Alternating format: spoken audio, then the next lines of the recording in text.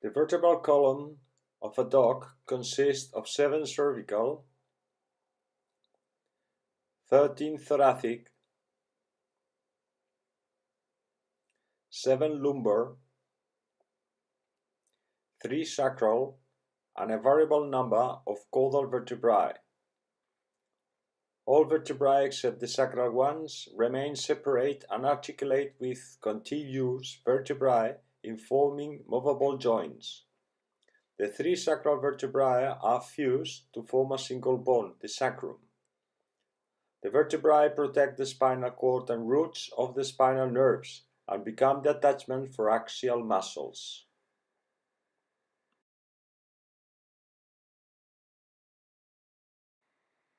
A typical vertebra consists of a body,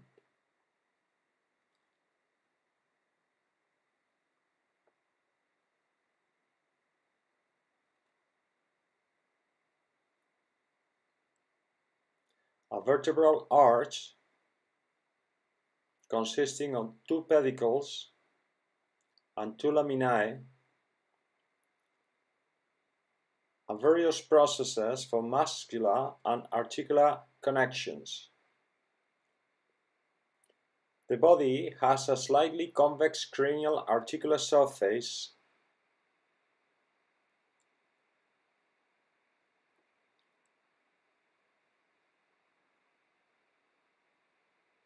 and a centrally depressed caudal articular one. Postnatally epiphyses form on each end of the body and fuse with it. The vertebral arch consists of the 2 pedicles, 2 laminae, and together with the body they form a short tube called the vertebral foramen. All the vertebral foramina concur to form the vertebral canal.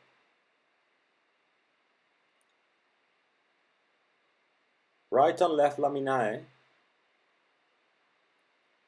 unite in the mid-dorsal line to form the spinous process. Paired articular processes are present on both the cranial and the caudal surfaces of the vertebra.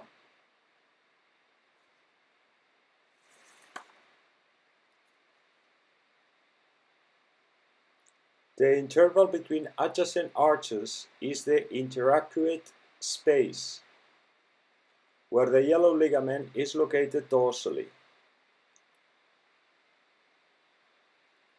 Between the vertebrae, the intervertebral foramina allow the passage of the spinal nerves and vessels.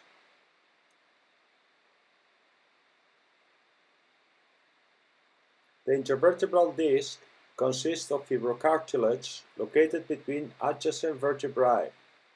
Its center consists of the nucleus pulposus surrounded by fibrous tissue, the annulus fibrosus. There are 7 cervical vertebrae.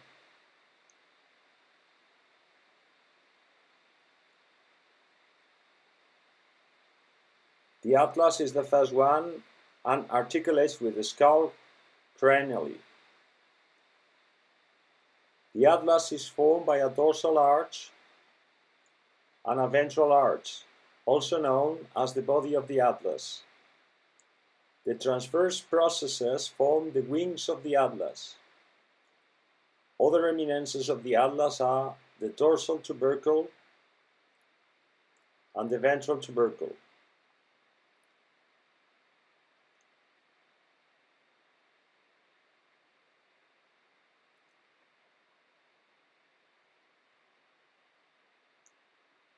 The cranial articular fovea articulate with the occipital condyles of the skull, forming a joint with extension and flexion movements.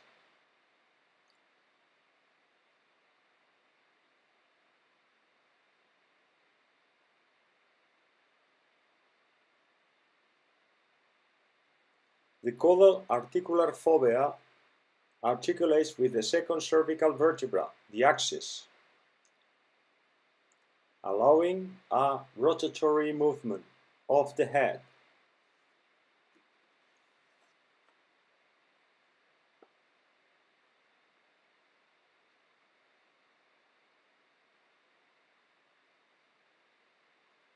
The transverse foramen is on the wings of the atlas. The alar foramen is a canal passing through the wing for the vertebral artery and vein.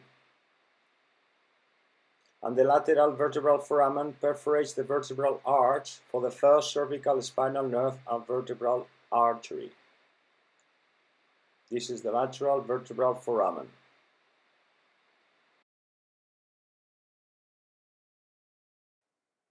The axis is the second cervical vertebra. It presents a big dorsal spinous process. The dens or odontoid process lies within the vertebral foramen of the atlas.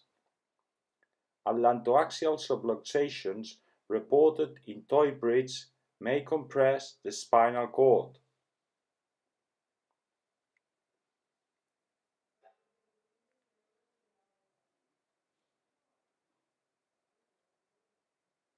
The caudal articular processes face ventrally.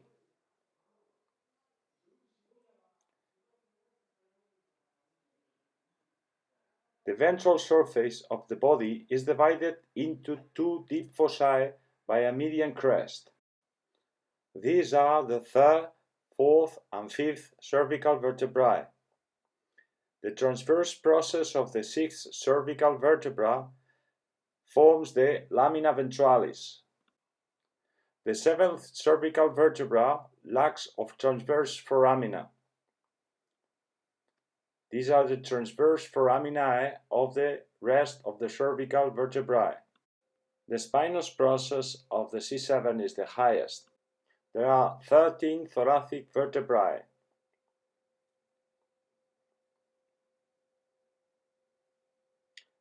The bodies of the thoracic vertebrae are shorter than those of the cervical and lumbar regions, and possess a cranial and a caudal costal foveae.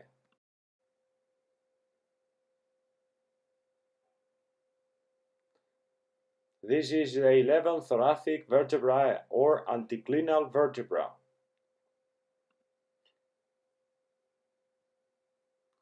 The transverse processes of the thoracic vertebrae are short, blunt and irregular, and contain fovea for articulation with the tubercles of the ribs. These are the mammillary processes that extend into the lumbar, sacral, and caudal regions.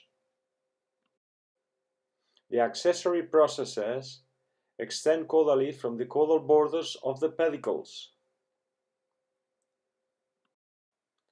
The articular processes are located at the junctions of the pedicles and the laminae.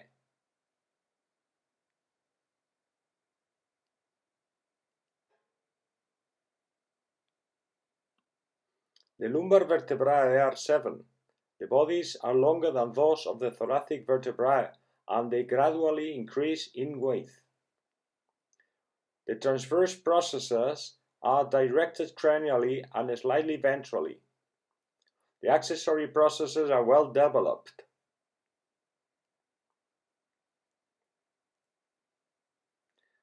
The articular processes have mammillary processes and lie mainly in sagittal planes.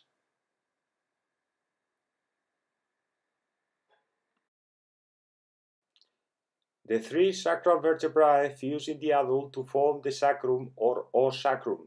The 3 are united to form an arched bony mass with a concave ventral or pelvic surface. The dorsal surface of the sacrum presents the median sacral crest. It represents the fusion of the 3 spinous processes.